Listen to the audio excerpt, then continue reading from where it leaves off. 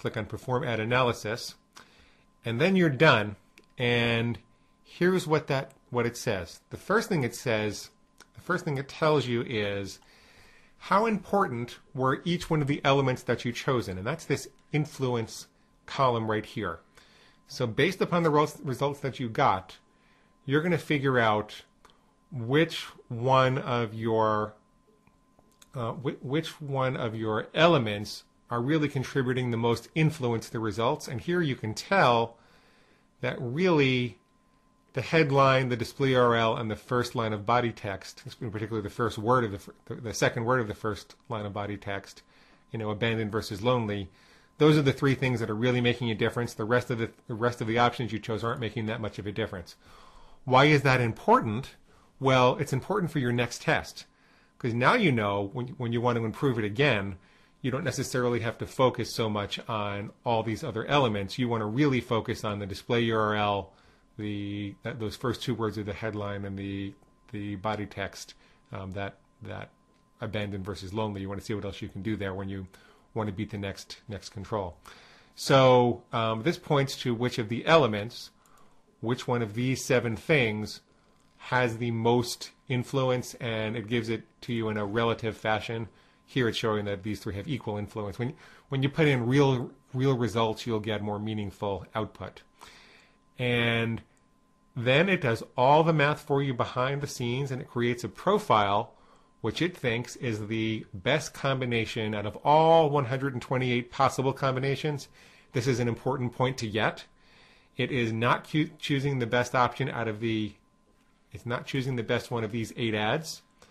It's doing a lot of math, and it's predicting out of the 128 possible combinations that we defined over here, which one would have won if you ran that. And this profile usually is not one of the ones that actually was run. It's very interesting. It's a predicted profile. It's just a prediction. And so now we would go in and we would create an ad that represented this profile in particular, and that would be our winner. But we don't just replace that ad. We don't just replace the previous winning ad, the control, with this ad. Why? Because of the approximation component of Taguchi. Because Taguchi, remember, is saying, I'm going to give you speed, I'm going to give you tremendous speed and a tremendous advantage, but I'm going to do that by calculating an approximation, and we're definitely sacrificing some accuracy here. So to be safe, you need to go in and take this winning ad and rotate that in a simple A-B split test. Just rotate this ad against the one that you had beforehand, just to be sure that it really does win. Now, if for some reason it doesn't win, that means that the math was just not strong enough in the Taguchi that you did, which means that the profiles didn't get to run long enough. If that's the case, go back and run the same profiles again for twice as long as you ran them the first time, or just keep running them for the same amount of time that you ran them before, and then come back and do the results again, and you should have a more reliable winner. So that's the gist of using Taguchi for AdWords for free. The software underneath that there's a link to will let you choose more than 2 options for each of the elements. So in this example, we chose 7 elements and we had only 2 options.